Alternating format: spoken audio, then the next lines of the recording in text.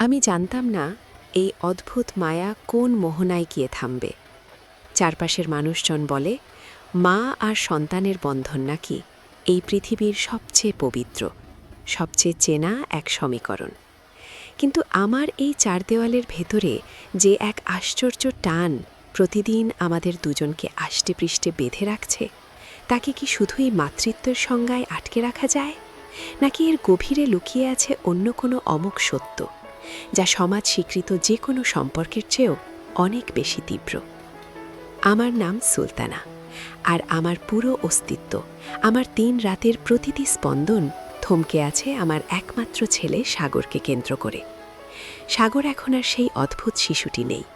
সময়ের নিয়মে ওর কাঁধ চওড়া হয়েছে, গলার স্বরে এসেছে এক গম্ভীর পুরুষালী মাদকতা। কিন্তু আমার অবচেতন মন আজ ওকে সেই ছোট্ট সাগর হিসেবেই দেখে, যে আমার আঁচলের খুঁট মুঠোয় পুড়ে নিশ্চিন্তে ঘুমিয়ে পড়ত। শহরের কোলাহল আর কৃত্রিমতা থেকে বেশ কিছুটা দূরে সবুজে ঘেরা এক নির্জন প্রান্তে আমাদের এই ছোট্ট আশিয়ানা। এই নিভৃত বাসস্থানে আমরা কেবল 2টি প্রাণী একে অপরের ছায়া হয়ে বেঁচে আছি। সাগরের বাবা যখন এই পৃথিবীর মায়া ত্যাগ করেন, সাগর তখন একেবারে অবুঝ। জীবনের ভালো মন্দ বোঝার বয়সও ওর হয়নি। সেই কঠিন সময় থেকে আমি ওর জন্য একাধারে মা, আবার আমি কঠোর বাবা। ওকে মানুষের মতো মানুষ করার এই দীর্ঘ সংগ্রামে নিজের যৌবন, নিজের ইচ্ছা, সমস্ত শখ আহ্লাদ আমি কবে যে হাসি মুখে বিসর্জন দিয়েছি, তার হিসাব আজ আর কোথাও নেই। কিন্তু আজ জীবনের এই মাঝবয়সে এসে যখন আয়নার সামনে দাঁড়াই, নিজের প্রতিচ্ছবিটা বড্ড অচেনা ঠেকে কেন জানি না। আজকাল সাগরের চোখের দিকে তাকালে বুকের ভেতরটা এক অজানা তোল পড়ে কেঁপে ওঠে। এই মৃদু কম্পন কি কোনো সামাজিক ভয়ের, নাকি কোনো অপ্রকাশিত অনুভূতির? আজকাল সাগর যখন আমার দিকে তাকায়, সেই দৃষ্টির গভীরতা আমাকে স্তব্ধ করে দেয়। সেই চাহনিতে কেবল একজন সন্তানের চিরাচরিত শ্রদ্ধা বা ভালোবাসা থাকে না, সেখানে স্পষ্ট হয়ে ওঠে এক গভীর অলিখিত অধিকারবোধ। ও যখন দিন শেষে বাড়ি ফেরে, ওর প্রথম এবং প্রধান কাজ হলো এই বিশাল বাড়িতে আমাকে খুঁজে বের করা। ঠোঁটে মা ডাকটা আসার আগেই ও চাতকের মতো আমার হাতের স্পর্শ খেজে। আমি যখন পরম মমতায় ওর কপালে হাত রাখি, ও এক অদ্ভুত তৃপ্তিতে চোখ দুটো বুজে ফেলে। সেই বিশেষ মুহূর্তটায় আমাদের চারপাশে সময়টা যেন এক নিমেষে থমকে যায়। সেদিন ছিল এক শ্রাবণের অশান্ত বিকেল। বাইরের আকাশটা ঘন মেঘে কালো হয়ে আসছিল, আর জানালার ওপাশে ঝমঝম করে নামছিল অবিশ্রান্ত বৃষ্টি। সাগর যখন অফিস থেকে ফিরল, ও পুরোপুরি ভিজে একাকার। আমি দ্রুত একটা শুকনো তোয়ালে নিয়ে ওর চুলগুলো মুছে দিচ্ছিলাম।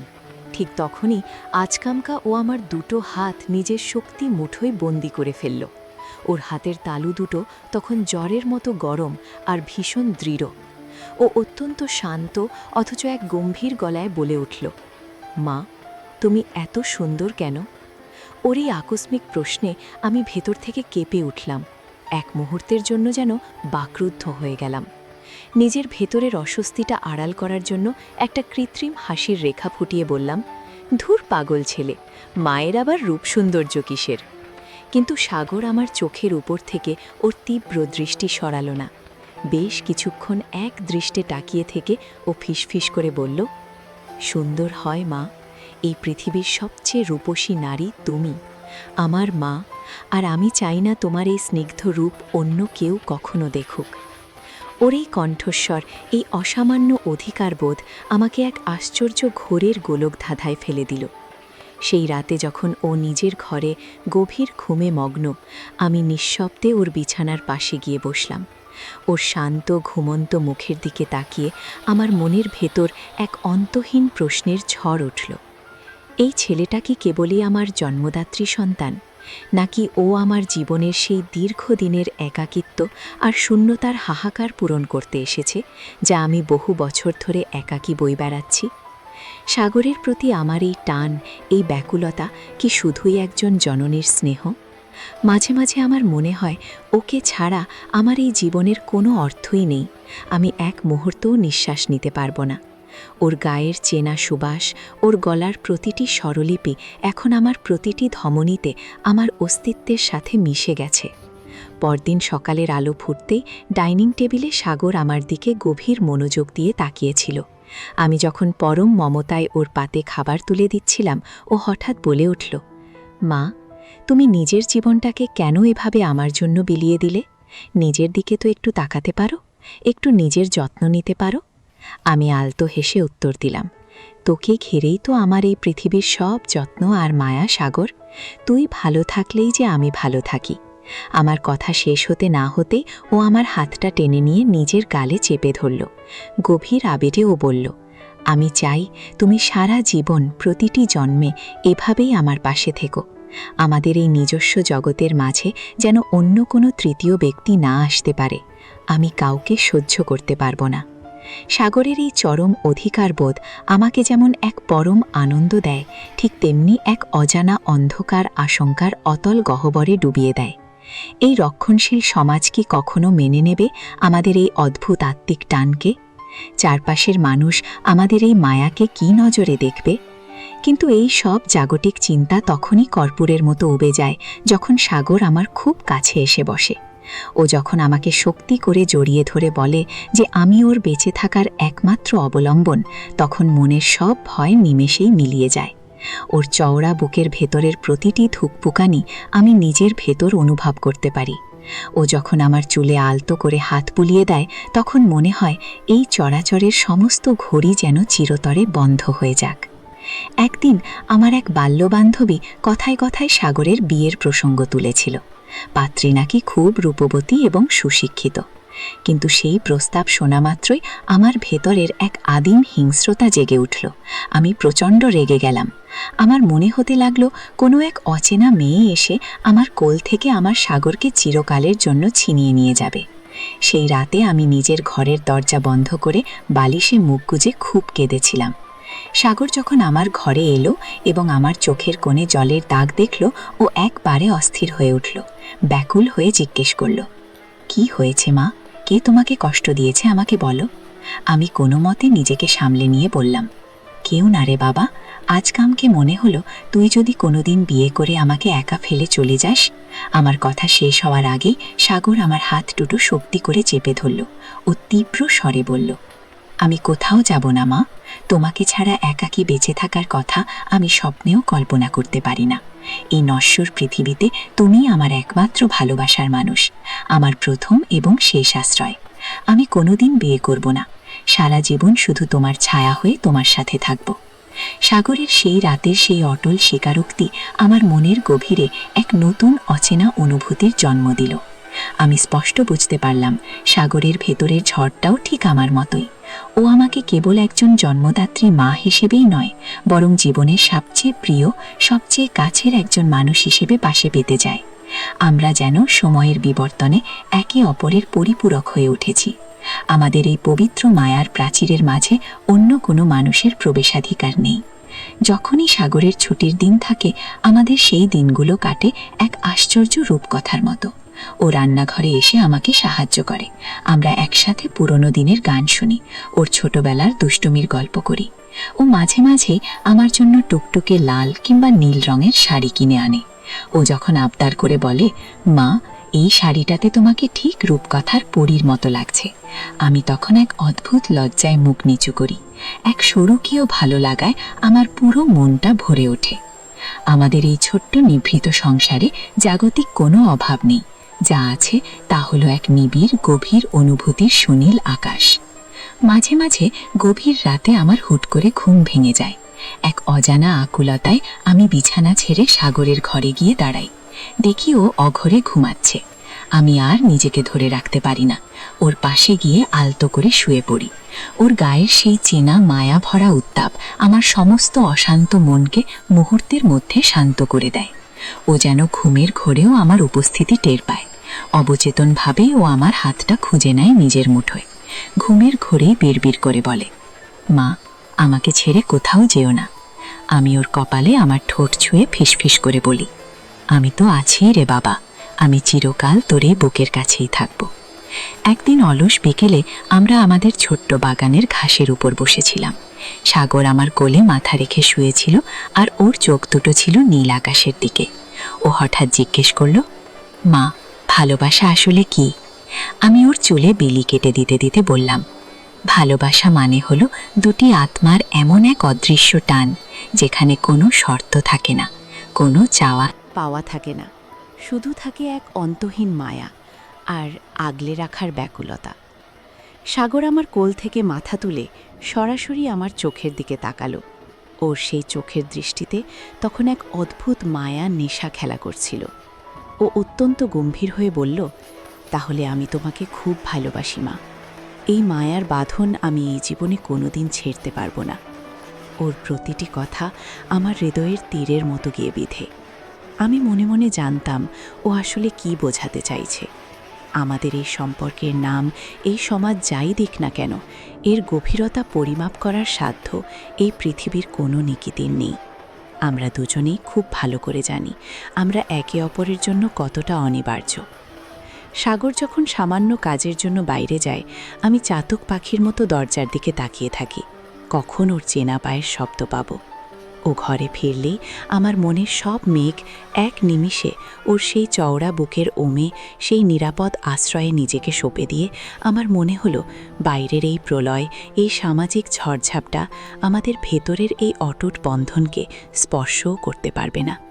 আমরা দুজন এভাবেই পৃথিবীর শেষ দিন পর্যন্ত এক অলৌকিক মায়ার বাঁধনে জড়িয়ে থাকব। সাগর যখন আমার কাছাকাছি থাকে, তখন আমার নিজেকে এই পৃথিবীর সবচেয়ে সুখী আর সার্থক নারী বলে মনে হয়। ওর প্রতিটি ছোট ছোট যত্ন, আমার প্রতি ওর গভীর মনোযোগ আমাকে প্রতিদিন এক নতুন জীবনের স্বাদ দেয়। ও যখন কাজের ফাঁকে হঠাৎ তাকিয়ে বলে, মা, আজ তোমাকে এই নীল শাড়িটাতে বড্ড দারুণ লাগছে, তখন এক নিমিষে আমার ভেতরের সমস্ত ক্লান্তি মুছে যায়। মনে হয় আমি যেন আবার সেই 20 বছরের এক চঞ্চলা তরুণী হয়ে গেছি। ওর সেই মুগ্ধ মায়াবী চাহনি আমার জীবনের সমস্ত অতীত দুঃখ কষ্টকে এক নিমিষে ভুলিয়ে দেয়।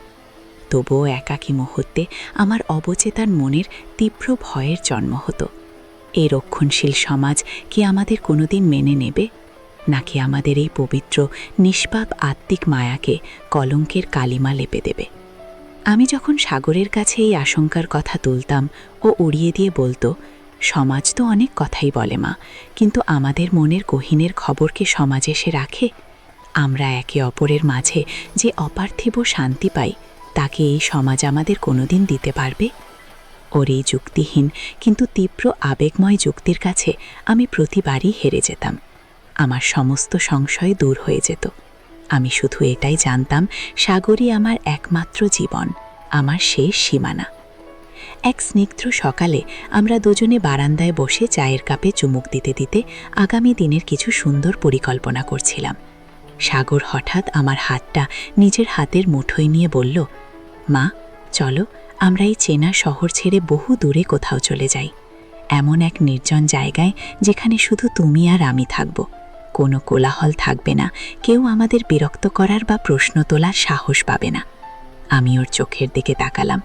সেখানে কোনো সাময়িক আবেগ ছিল না, ছিল এক গভীর চিরস্থায়ী আকাঙ্ক্ষা। ও সত্যিই চেয়েছিল আমরা আমাদের মতো করে এক নিজস্ব স্বর্গ গড়ে তুলি। আমি আর অমত করতে পারলাম না। আলতো করে মাথা নেড়ে সায় দিলাম, হ্যাঁ সাগর, আমরা আমাদের নিজস্ব নিয়মেই বাঁচব। আমাদের দিনগুলো এভাবেই বসন্তের বাতাসের মতো ভালোবাসায় ভরপুর হয়ে কেটে যাচ্ছিল। সাগর যখনই অফিস থেকে ফিরত, ওর হাতে সব সময় আমার প্রিয় কোনো সুবাসিত ফুল থাকত।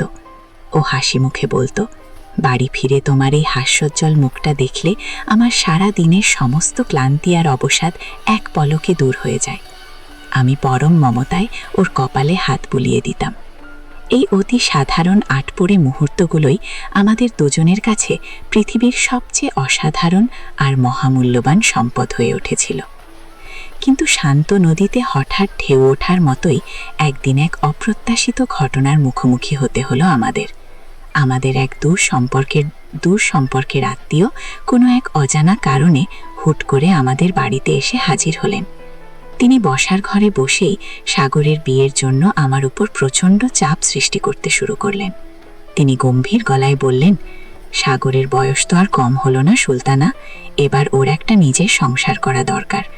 সমাজ সংসারের নিয়ম তো মানতে হবে। আমি মাথা নিচু করে চুপ করে শুনছিলাম, কিন্তু আমার ভেতরের মনটা যেন এক তীব্র যন্ত্রণায় আর ক্ষোভে জ্বলে পুড়ে খাক হয়ে যাচ্ছিল। ঠিক তখনই সাগর বসার ঘরে ঢুকে অত্যন্ত সরাসরি আর কঠোর গলায় সেই আত্মীয়কে শুনিয়ে দিল, আমি কোনোদিন বিয়ে করব না। আমার যে সংসার তা আমার এই মায়ের সাথেই সম্পূর্ণ। আমার জীবনে অন্য কোনো নারীর প্রয়োজন নেই। সেই আত্মীয় এক পরম বিস্ময় আর স্তব্ধতা নিয়ে আমাদের দুজনের দিকে তাকিয়ে রইলেন। হয়তো আমাদের চোখের ভাষা আর এই সম্পর্কের গভীরতা ও তীব্রতা তিনি কিছুটা হলেও আঁচ করতে পেরেছিলেন। তিনি আর এক মুহূর্তও না দাঁড়িয়ে ক্ষুব্ধ চিত্তে চলে গেলেন। তিনি চলে যাওয়ার পর সাগর গুটি গুটি পায়ে আমার কাছে এসে বসল। ও আমার কাঁপতে থাকা হাত দুটো ধরে আশ্বস্ত করে বলল, মা, তুমি একদম চিন্তা করো না। এই পৃথিবীর কোনো শক্তি আমাকে তোমার থেকে দূরে সরিয়ে দিতে পারবে না। কেউ আমাদের আলাদা করতে পারবে না। আমি আর নিজের ভেতরের আবেগ ধরে রাখতে পারলাম না। ওর চওড়া বুকে মাথা রাখলাম। আমার চোখ দিয়ে তখন অঝোর ধারায় অশ্রু গড়িয়ে পড়ছিল। সাগর পরম মমতায় ওর আঙুল দিয়ে আমার চোখের জল মুছে দিল এবং আমার মন ভালো করার জন্য বলল, চলো মা, আজ আমরা বাইরে থেকে কোথাও ঘুরে আসি। আমরা শহরের এক কোণে বয়ে চলা শান্ত নদীর পাড়ে গেলাম। তখন গোধূলির শেষ সোনাঝরা আলো নদীর বুকে পড়ে চিকচিক করছিল। সাগর আমার কাঁধে হাত রেখে সেই গোধূলির দিকে তাকিয়ে দাঁড়িয়ে রইল। ও ফিসফিস করে বলল, দেখো মা, সূর্যটা ডুবছে ঠিকই, কিন্তু কাল সকালে ও আবার নতুন তেজ নিয়ে উদয় হবে। আমাদের জীবনটাও ঠিক তেমনই। হাজারো সামাজিক বাধা বা ঝড় এলেও আমাদের ভেতরের এই ভালোবাসা প্রতিদিন নতুন করে জন্ম নেবে। আমি নদীর ওপারে দিগন্তের দিকে তাকিয়ে রইলাম।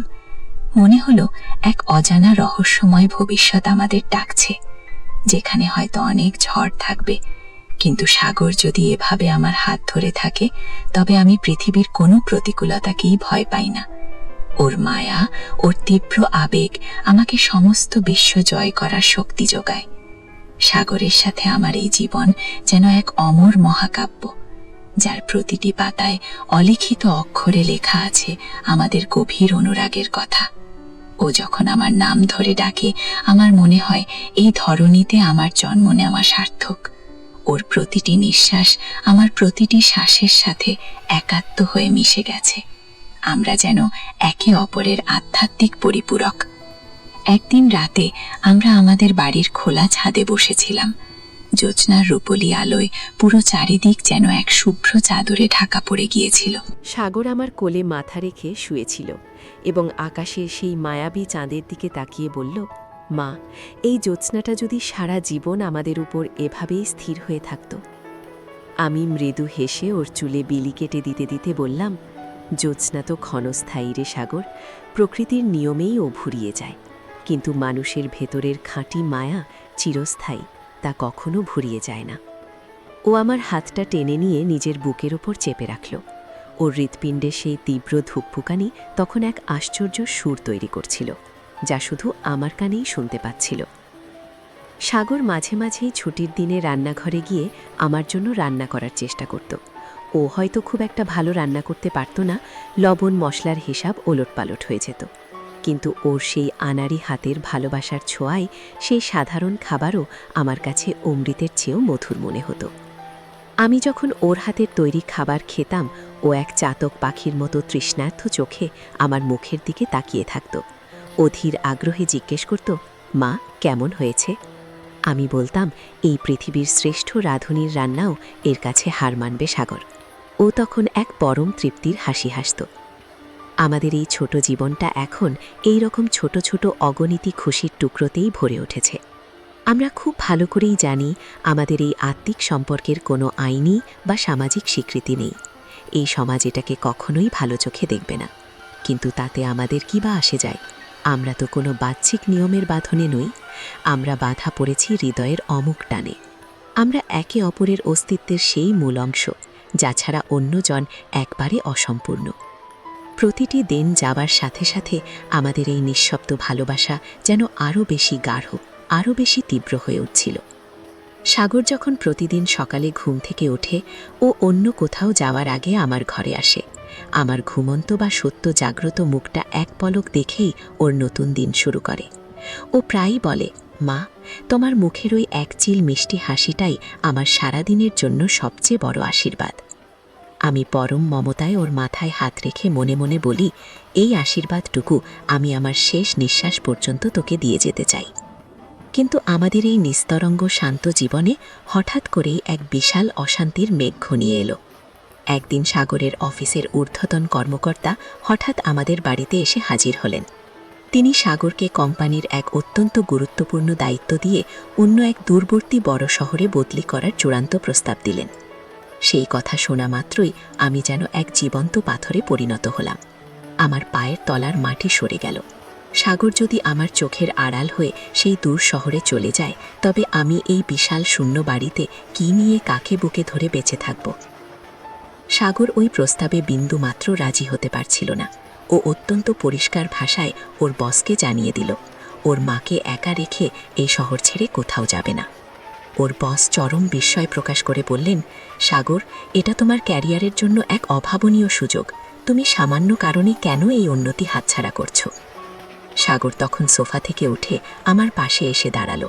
ওর চোখে তখন কেবল স্নেহের মায়া ছিল না, ছিল এক অটল ইস্পাত কঠিন প্রতিজ্ঞা। ও বসের দিকে তাকিয়ে দৃঢ় কণ্ঠে বলল, আমার কাছে আমার মায়ের চেয়ে, আমার মায়ের সাহচর্যের চেয়ে বড় কোনো ক্যারিয়ার বা উন্নতির অস্তিত্ব নেই। আমি যেখানেই থাকি না কেন মাকে সাথে নিয়েই থাকব। আর যদি তা সম্ভব না হয়, তবে আমার এই চাকরিরও কোনো প্রয়োজন নেই। শেষ পর্যন্ত সাগরের এই অনমনীয় জেদের কাছে নতি স্বীকার করে কর্তৃপক্ষ ওর বদলিটা বাতিল করতে বাধ্য হল। সাগর এক পরম বিজয়ীর বেশে খুশি মনে ঘরে ফিরে এলো। ও আমাকে জড়িয়ে ধরে বলল, দেখেছ মা, আমি বলেছিলাম না এই পৃথিবীর কেউ আমাদের আলাদা করতে পারবে না। আমি ওকে শক্ত করে বুকের মাঝে চেপে ধরলাম। আমার মনে হলো সাগর সত্যিই আমার জন্য এই নশ্বর জগতের সবকিছু এক নিমেষে ত্যাগ করতে পারে। ওর এই চরম আত্মত্যাগ আমাকে আরও বেশি করে ওর প্রতি ঋণী আর আসক্ত করে তুলল। এই ঘটনার পর থেকে সাগর যেন আগের চেয়েও অনেক বেশি আমার কাছাকাছি, আমার ছায়া হয়ে থাকতে চায়। ও হয়তো মনে মনে বুঝতে পেরেছে